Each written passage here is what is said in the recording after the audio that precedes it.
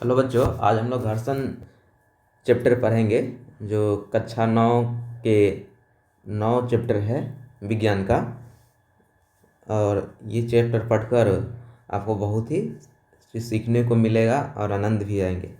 चलो देखते हैं। घर्षण घर्षण हम रोज़ाना जीवन में देखें तो जैसे हम लोग ज़मीन पर पैदल चलते हैं और पैदल चलते हैं तो हमारे पैर और ज़मीन के बीच में जो बल लगता है वही घर्षण बल है। हम आगे चलते हैं तो घर्षण बल बेसिकली हमारे पीछे, पैर के पीछे की ओर लगता है। अगर जैसे कोई गेंद है, ये गेंद ये इस सरफेस पे अगर लुढ़का दे, ये लुढ़क लुढ़क कर ये गेंद आगे की ओर बढ़ रहा है तो इसके पीछे घर्षण बल लगेगा, इसकी विपरीत दिशा में। तो घर्षण बल बेसिकली, घर्षण बल के कारण ही ये जितना गाड़ी जो हम लोग देख रहे हैं रोड पर चल रहा है बल, जैसे कोई गाड़ी, कोई कार हुआ, कार में चक्का जो होता है, कार में जो चक्का होता है ये आगे की, ये मशीन, इस कार का इंजन इसको आगे की ओर खींच कर ले जा रहा है। ठीक। और ये इसके पीछे, इस कार के चक्का के पीछे घर्षण बल लग रहा है। ठीक। और ये घर्षण बल के कारण ही कार चल पाता है। अगर इस दो चक्का और इस जमीन के बीच में घर्षण न होता तो ये कार निरंतर चलते रहता, कहीं रुक तो नहीं पाता। इसीलिए हम लोग देखते हैं कि कार के चक्के में जो होता है खांच, बहुत सारे खांच दिए रहते हैं क्योंकि वो रोक पाए। और इसीलिए हम लोग बरसात में देख ज़्यादा खांच वाला चप्पल पहनते हैं क्योंकि घर्षण बल ज़्यादा लगे और हमें रोक पाए। अगर वो हमें रोक नहीं पाते तो हम फिसल जाते। इस और वो रोक इसलिए पाते हैं, ये अगर चप्पल हो गया, ठीक, जो हम चलते हैं, ठीक, तो ये खांच वाला चप्पल रहता है तो ये रोक पाते हैं। अगर घर क्यों? क्योंकि ये पीछे फोर्स लगते हैं रोक, जिससे हम रुक जाते हैं। ये खांच के कारण घर्षण बल पीछे लगता है, हम आगे, लोग आगे चलते रहते हैं, हम रुकते हैं इसीलिए है। नहीं तो फिसल कर आगे गिर जाते हैं। ये पीछे फोर्स घर्षण के कारण लगता है, जिसके कारण क्या होता है, हम लोग बच जाते हैं, गिरने से बच जाते हैं जब खांच वाला चप्पल पहनते हैं तो बरसात में भी। ठीक। ओके, चलो अब आगे पढ़ते हैं।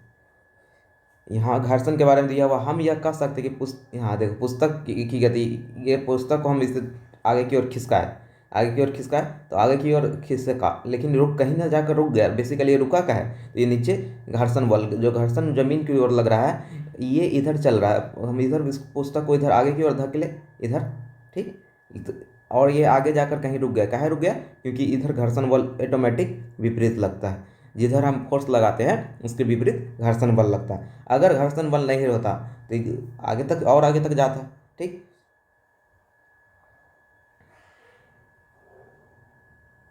हाँ, दो वस्तुओं के बीच में जितना ज़्यादा खांच, ग्रिपिंग जिसको कहते हैं, उतना ज़्यादा घर्षण बल लगेगा। जितना कम खांच, ग्रिप, उतना कम घर्षण बल लगेगा। यहाँ हमने लिख भी दिया है, इसे अपने नोटबुक में लिख ले। और जो जो मेन मेन पॉइंट है उसे भी अपने नोटबुक में लिख ले, जैसे जो जो ये अंडरलाइन किया हुआ है या घेरा हुआ। हम यह कह सकते हैं कि पुस्तक की गति विरोध के लिए उस पर कोई बल लगना चाहिए। इस बल को क्या कहते हैं? घर्षण बल। घर्षण बल, यहाँ घर्षण बल लगाए गए बल के विपरीत दिशा में लगकर उस वस्तु को रोकते हैं या रोकने की चेष्टा या प्रयास करते हैं। चलो आगे देखिए। अब आपने देखा कि यदि आप बाईं दिशा में बल लगाते हैं तो घर्षण दाईं दिशा में का, हम अभी हम दिखा है कि अगर बल बाईं दिशा में लगाते हैं तो उसकी विपरीत दिशा में घर्षण हमेशा कार्य करता है। बल बाईं दिशा में लगाते हैं तो घर्षण दाईं दिशा में कार्य करता है। ठीक। यदि आप दाईं दिशा में बल लगाते हैं तो घर्षण बाईं दिशा में कार्य करता है। दोनों स्थितियों में घर्षण पुस्तक की गति का विरोध करता है। घर्षण बल सदैव लगाए गए बल का विरोध करता है। घर्षण बल सदैव लगाए गए बल का विरोध करता है। जैसे कहीं इस, ये टेबल हो गया, ठीक, ये टेबल हुआ, टेबल पे ये पुस्तक रखा हुआ। अगर हम इसको इधर लगाए तो इसके विपरीत दिशा में क्या लगेगा? घर्षण बल। अभी बताए तो वही बोल रहा है। घर्षण बल सदैव, हम इधर बल किधर लगा रहे हैं? इधर, आगे की ओर बल इधर लगा रहे हैं, बल लगा रहे हैं, बल लगा रहे हैं। घर्षण बल किधर लग रहा है? घर्षण बल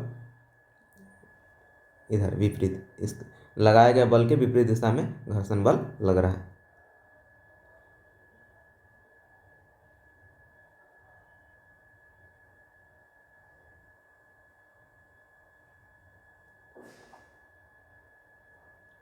लगाए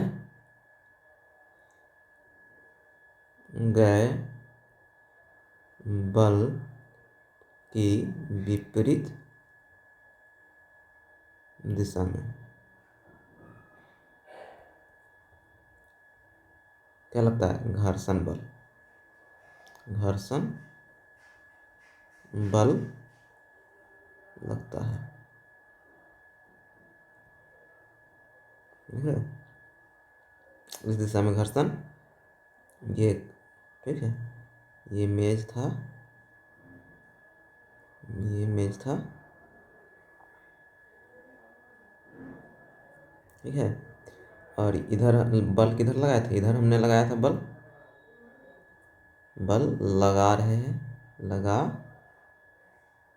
रहे हैं, ठीक। बल इधर लगा रहा है, इसके विपरीत दिशा में घर्षण बल लग रहा है। चलो अब आगे देखते हैं।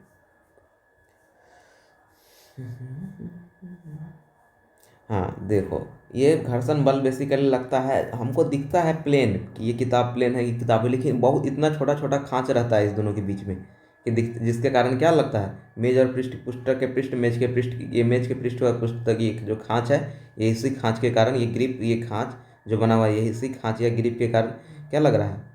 घर्षण। क्या लग रहा है? घर्षण बल। क्या लग रहा है? घर्षण, घर्षण बल, ठीक लगता है। चलो अब आगे। घर्षण हानिकारक परंतु अनिवार्य। घर्षण बल हानिकारक बल, हानिकारक इसलिए कि जो हम बल लगाते हैं उसको रोकने का प्रयास करता है।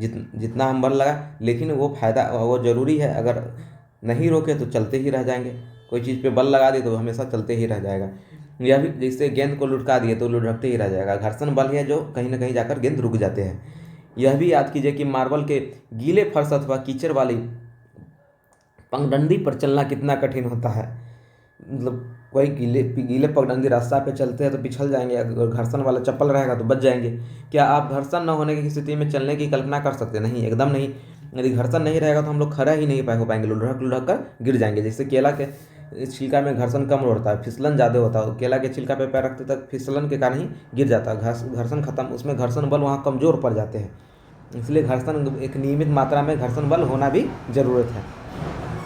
यदि घर्षण न हो तो क्या आप अपने कि तो आप पेन अथवा पेंसिल से नहीं लिख सकते हैं। जब आपके शिक्षक चौक से श्याम पट्ट पर लिखते हैं तो श्याम पट्ट का रुक्ष पृष्ठ रगड़ द्वारा चौक के कुछ कणों को उतार देता है। हाँ, तो ये जो मतलब पेंसिल से लिखते हैं या शिक्षक जो चौक से श्याम पट्ट पे लिखते हैं, वो सब किसके कारण है? घर्षण बल के कारण, ठीक।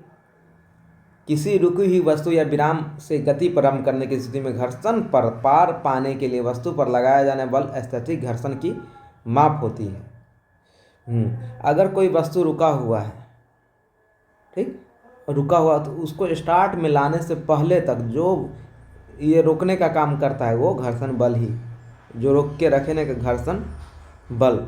घर्षण बल का भी प्रकार होता है। अब ये अभी गति में नहीं आया है, इस पर हम बल लगा रहे हैं इधर की ओर, आगे की ओर बल लगा रहे हैं, लेकिन गति में अभी नहीं आया। गति में आने से पहले तक जो बल लगता है वो कौन बल होता है? स्थैतिक घर्षण बल। स्थैतिक घर्षण बल, स्थैतिक घर्षण बल।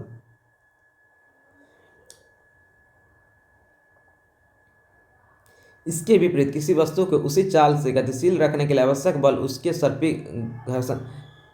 हाँ, और ये अब चलने लगा, ये कोई ब्लॉक है, अभी क्या कर रहा, ये रुका हुआ था, बल लगा रहे थे लेकिन चल नहीं रहा था, तो उससे पहले जो बल लग रहा था वो घर्षण बल, स्थैतिक घर्षण बल। अब इसको इंग्लिश में स्टैटिक्स फ्रिक्शन फोर्स कहते हैं। स्टैटिक्स, स्टैटिक्स को स्टैटिक्स, घर्षण को फ्रिक्शन, फ्रिक्शन फोर्स। अब ये इधर हम बल लगाए आगे की ओर, ठीक, और इसके विपरीत फिर भी ये गाड़ी कुछ भी हो, हम इधर बल लगाए, ठीक। हाँ, ये रुका हुआ था, ये रुका हुआ है, रुका हुआ है, ये चल रहा है, चल रहा है, चल रहा है, तो इधर फोर्स लगाए, इधर बल लगाए, और ये चल भी रहा है, इस दिशा में चल रहा है, रुका नहीं हुआ है, ये चल रहा है, तो इस पे जो बल चलते वक्त जो घर्षण बल लगता है, इसके पीछे की विपरीत घर्षण बल तो हमेशा विपरीत लगेगा। घर्षण बल ये वाला जो लगता है, इसके पीछे जो लगता है घर्षण बल ये वाला, तो ये चलते वक्त लगता है, तो उसे कहते हैं सर्पी घर्षण।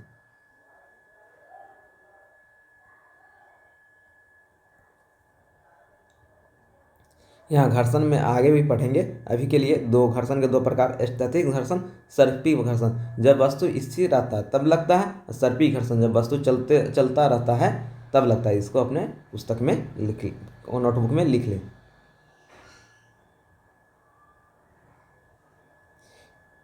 सड़क तथा वाहन के टायरों के बीच घर्षण न होता तो उन वाहनों की न तो गति आरम्भ की जा सकती थी, न ही उन्हें रोका जा सकता था। थोड़ा देर पहले ही बताते, सड़क पे जितना वाहन चलता है वो सब घर्षण बल के कारण ही है। नहीं तो अगर घर्षण न होता तो वो सड़क पे रुकते ही नहीं, वो चलते ही रहते। जितना खांच रहता है, इसीलिए टायर में अच्छा खांच दिया जाता है, ताकि और रोड को भी फिसलनदार नहीं खांचदार बनाया जाता है, ताकि दोनों के बीच में अच्छा घर्षण लग सके, वो एक जगह पे रुक कर रह सके, ना कि लुढ़क कर चल जाए, कहीं गिर जाए। इसीलिए घर्षण बल ही जिम्मेवार है उस टायर को रोक कर रखने के लिए। और आगे देखो, यदि किसी वस्तु की गति आरंभ कर दे तो वह कभी नहीं रुकेगी। यदि वो, हाँ यही बात, यदि एक बार किसी वस्तु की गति आरंभ कर दे तो यदि कभी नहीं रुकेगा अगर उसके बीच में घर्षण बल नहीं होगा। जैसे हम किसी गेंद को भी लुढ़का दिए तो कभी नहीं रुकेगा अगर जमीन और गेंद के बीच में घर्षण बल नहीं लगेगा। गेंद आगे की ओर भाग रहा है, पीछे पीछे उसके घर्षण बल लग रहा है। एक समय उस जितना बल से उस गेंद को लुढ़काए थे, धीरे धीरे बल कमजोर होते जाएगा और घर्षण बल अपना मजबूत जितना रहेगा उतना रहेगा। जिस समय घर्षण बल से वो लगाया गया बल कमजोर हो जाएगा, उस वो ऑटोमेटिक वो गेंद क्या होगा, रुक जाएंगे। ये उदाहरण है, घर्षण के कारण ही जूते के तल क्या है, घिस गया हुआ है। ठीक, हाँ, घर्षण से क्या होता है, उष्मा हीट पैदा होता है। जैसे हम हाथ को भी ऐसे से रगड़े तो ऐसे से रगड़े तो क्या होगा, उस दोनों के हाथ के बीच में थोड़ा देर रगड़ो, 1 मिनट मालूम चलेगा कितना हीट पैदा होता है। तो घर्षण से क्या होता है, उष्मा, उष्मा मतलब हीट पैदा उत्पन्न होती है। घर्षण से उत्पन्न उष्मा के कारण हाँ, घर्षण से जो उत्पन्न उष्मा होता है उसके कारण अत्यधिक ऊर्जा नष्ट हो जाती है।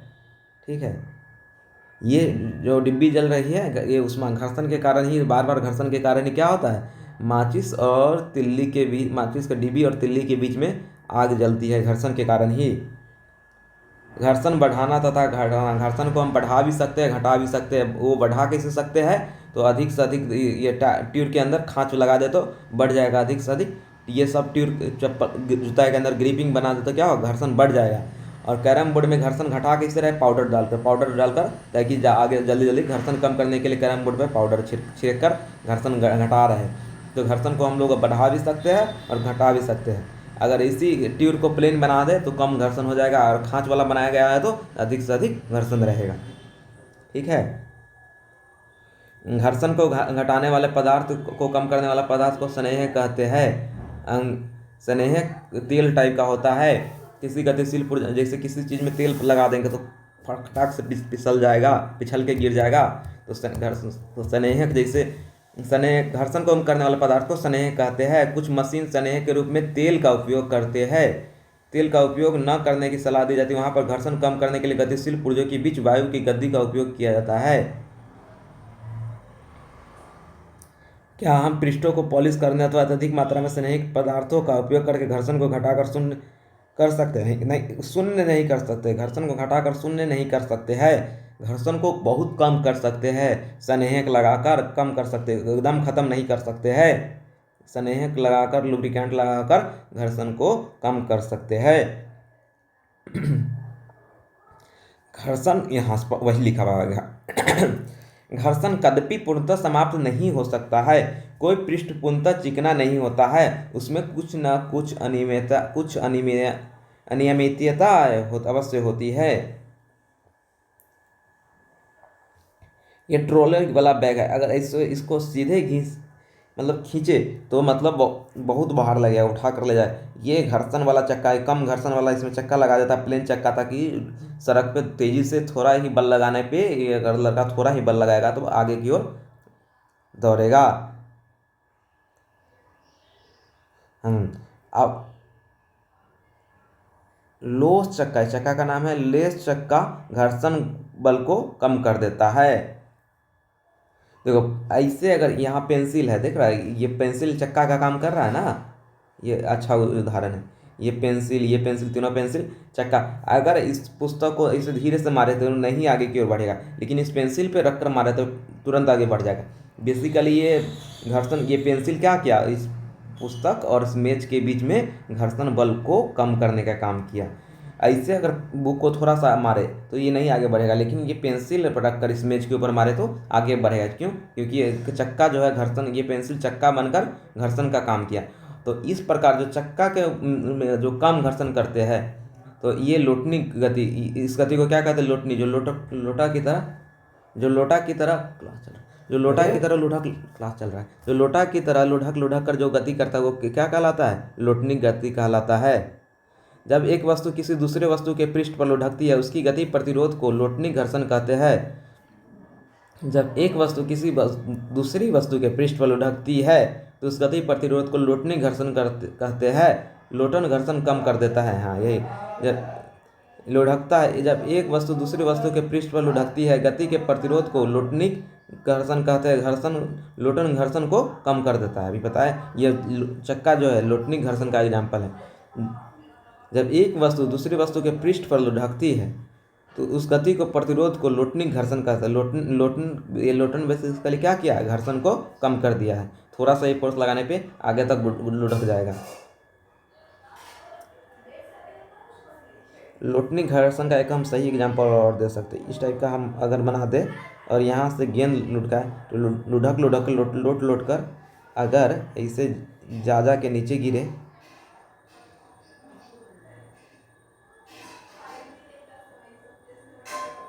तो ये बेसिकली लुढ़क कर नीचे आ रहा था। यही क्या? लोटनी घर्षण का एग्जाम्पल है। लोटनी घर्षण क्या? किसका एग्जाम्पल? लोटनी घर्षण का एग्जाम्पल है। लोटनी घर्षण का उदाहरण है।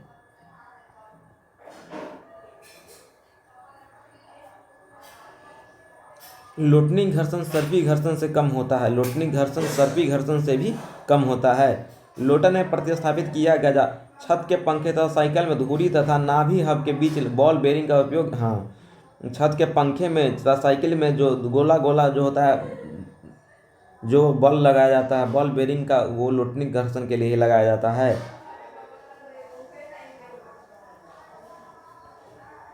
हाँ, अब लिक्विड के द्वारा जो घर्षण बल लगाया, अब सबके द्वारा घर्षण बल लगाए जाते हैं। सॉलिड के द्वारा जो घर्षण बल लगाया जाता है तो उसे घर्षण कह देते हैं। और लिक्विड के द्वारा, लिक्विड मतलब तरल जो होता है, जैसे वह पानी, तेल, इस सब के द्वारा जो बल लगता है उस घर्षण को कर्षण नाम दे देते। क्या नाम दे देते? कर्षण। कर्षण बल कहते हैं। किसी तल पर लगने वाले घर्षण बल उसकी तरल के सापेक्ष गति पर निर्भर करता है। तरल के सापेक्ष गति पर निर्भर करता है। किसी तरल पर लगने वाले घर्षण बल उसकी तरल के सापेक्ष गति पर निर्भर करता है। घर्षण बल वस्तु की आकृति तथा तरल की प्रकृति पर भी निर्भर करता है। घर्षण बल वस्तु की आकृति तथा तरल की प्रकृति पर भी निर्भर करता है। स्पष्ट है कि जब वस्तु किसी तरल में गति करती है तो उन्हें उन पर लगे घर्षण बल पर पार पाना होता है। ये कहना चाह रहा है, जब वस्तु किसी तरल में गति करता है, किसी लिक्विड में गति करता है, तो उन पर लगने वाले घर्षण बल से ज़्यादा बल लगाना पड़ेगा, तब जाके वो वस्तु मूव करेगा, आगे की ओर बढ़ेगा। घर्षण पर पार पाने के लिए उनकी ऊर्जा क्षय यथासंभव कम हो। वायुयान की आकृति, हाँ, ये तो हो गया तेल में घर्षण। फिर वायु में घर्षण। वायु में कैसे घर्षण होता है? एरोप्लेन इधर चल रहा है, हवा इसके विपरीत दिशा में चलता है, जो घर्षण बल लगाता है। ठीक है। विज्ञान में गैसों तथा द्रव्यों को एक ही नाम तरल नाम दिया गया। अंग्रेजी में तरल को लिक्विड कहते हैं, पानी टाइप। और जो लिक्विड तरल में जो घर्षण लगता है उसे कर्षण नाम दिया गया है। और इस जो एरोप्लेन को पक्षी शेप में बनाया गया है ताकि घर्षण बल इस पे कम लगे, आराम से आगे की ओर भाग सके हवा में। पक्षी की आकृति का बनाया गया है, तरल घर्षण को कम हो जाए जिससे। घर्षण संपर्क में रखे दो पृष्ठों के बीच सापेक्ष गति को विरोध करता है। यह दोनों पृष्ठों पर कार्य करता है। घर्षण संपर्क के दो पृष्ठों की प्रकृति पर निर्भर करता है। घर्षण दो संपर्क के पृष्ठों की प्रकृति पर निर्भर करता है। घर्षण संपर्क में रखे दो पृष्ठों के बीच सापेक्ष गति का विरोध करता है। ये ऐसे कि घर्षण संपर्क में रखे दो पृष्ठों के सापेक्ष गति के विरोध करता है, जैसे टेबल पर हुआ। ये टेबल पर ये पुस्तक है, ये आगे की ओर हम बल लगा रहे हैं, घर्षण पीछे लग रहा है, तो दो पृष्ठों के सापेक्ष गति का विरोध हुआ कि नहीं। ये पृष्ठ आगे भागना चाह रहा है लेकिन घर्षण बल पीछे लग रहा है। और हम हल्का, अगर पुस्तक मोटा है, हम हल्का सा बल लगाए तो नहीं चलेगा, क्योंकि घर्षण बल इधर पीछे लग रहा है और ये वाला जो बल लगा रहे हैं आगे घर्षण बल क्या लग रहा है, अपने लग रहा है, अपने लग रहा है, लगा नहीं रहा, लग रहा है। ये बल हम लगा रहे हैं, ये बल हम लगा रहे हैं। अगर हम धीरे से बल लगाए तो आगे पुस्तक आगे की ओर नहीं बढ़ेगा, क्योंकि ये घर्षण बल पीछे की ओर इसको खींच रहा है। अगर हम तेजी से बल लगाए तब जाकर ये आगे आगे बढ़ेगा, लेकिन फिर भी घर्षण बल हल्का हल्का पीछे पीछे लगता ही रहेगा। घर्षण संपर्क में रखे दो पृष्ठों के बीच सापेक्ष गति को विरोध करता है। वो कैसे, ये आगे बढ़ना चाह रहा है, ये घर्षण बल इसको आगे नहीं बढ़ने दे रहा, तो बेसिकली सापेक्ष गति को विरोध कर रहा है। घर्षण संपर्क दो पृष्ठ की प्रकृति पर घर्षण का संपर्क जो है दो पृष्ठ की प्रकृति पर निर्भर करता है, कि वो उस घर्षण के बीच में जो उसमें कितना खाँच है कि कम खाँच है, ठीक, उसका आकार क्या है, कितना भार है, ठीक। आगे बढ़ चलो। दिए गए पृष्ठों के युगल को घर्षण इन पृष्ठों के चिकनापन की अवस्था पर निर्भर करता है। दिए गए पृष्ठ के युगल के लिए घर्षण इन पृष्ठों के, हाँ अच्छा, ये पृष्ठ हुआ, ये पृष्ठ हुआ, एक इसका टेबल का पृष्ठ नीचे हुआ, ये एक पुस्तक का पृष्ठ हुआ, तो दोनों के बीच कितना ज़्यादा चिकनापन है, इस बात पर घर्षण बल कमजोर है कि मजबूत है निर्भर करेगा। जितना ज़्यादा खाँच उतना ज़्यादा घर्षण, जितना कम खाँच उतना कम घर्षण। स्थैतिक घर्षण तब कार्य करना आरंभ करता है जब हम किसी वस्तु के विराम की स्थिति में लाने का प्रयास करते हैं। जैसे कोई वस्तु रुका हुआ है या रोकने का प्रयास करता है, तो वो बेसिकली कौन स्थैतिक घर्षण, ये पहले भी हम बता चुके। जब रुका हुआ रहता है, विराम की स्थिति में रहता है, या विराम या गति की स्थिति में रहता है, उसको विराम में लाने के लिए कौन बल लगता है, तो स्थैतिक घर्षण। सर्पी घर्षण तब कार्य करता है जब वस्तु चलता रहता है, उस पर जो बल लगता है, सर्पी घर्षण, उस पर जो बल लगता है वो सर्पी घर्षण का काम करता है। सर्पी घर्षण हमेशा कमजोर होगा। सर्पी घर्षण से बड़ा कौन होगा, स्टैटिक घर्षण, हम पहले ही बता चुके हैं। सर्पी घर्षण, स्टैटिक घर्षण जब रुका रहता है लेकिन स्टैटिक घर्षण मजबूत होता है तब तो रोक लेता है वस्तु को। सर्पी घर्षण जब कोई वस्तु चलने लगता है, उस पर जो पीछे पीछे जो बल लगता है, घर्षण बल लगता है, उसे सर्पी घर्षण कहते हैं। किसी पृष्ठ को रुक्ष बनाकर घर्षण बढ़ाया जा, किसी पृष्ठ को मतलब ग्रिप बनाकर रुक्ष बनाकर घर्षण बढ़ाया जा सकता है। जूते की तली तथा वाहनों के टायरों को घर्षण बढ़ाने के लिए खांचेदार बनाए जाते हैं। जूते की खांचेदार ज़्यादा खाँच होगा तो ज़्यादा घर्षण लगेगा, ताकि रोक कर। अब स्नेहक लगाकर, लिक्विड वाला जो काम होता है, लिक्विड लगाकर, स्नेहक लगाकर, ठीक है, घर्षण को क्या किया जाता है, कम किया जाता है। जब कोई वस्तु किसी अन्य वस्तु पर लोटन करती है, हाँ लोटन है मतलब इस टाइप का है, इस टाइप का प्लेन सरफेस है, ठीक, क्या है, प्लेन सरफेस है, क्या है, प्लेन सरफेस है। गेंद लोट के जा रहा है, गेंद लोट के जा रहा है, तो इस प्रकार को क्या कहेगा, लोटनी घर्षण। लोटनी घर्षण और कमजोर हो जाता है, और लुढ़का क्या मतलब आधी चक्का को आगे ले जाता है, इसलिए लोटनी घर्षण से ज़्यादा मजबूत हो जाएगा सर्पी घर्षण। सर्पी घर्षण से भी कमजोर कौन हो गया, लोटनी घर्षण। यहाँ लिखा हुआ स्थैतिक घर्षण सबसे मजबूत होता है, उसके बाद उससे कमजोर सर्पी घर्षण, और उससे कमजोर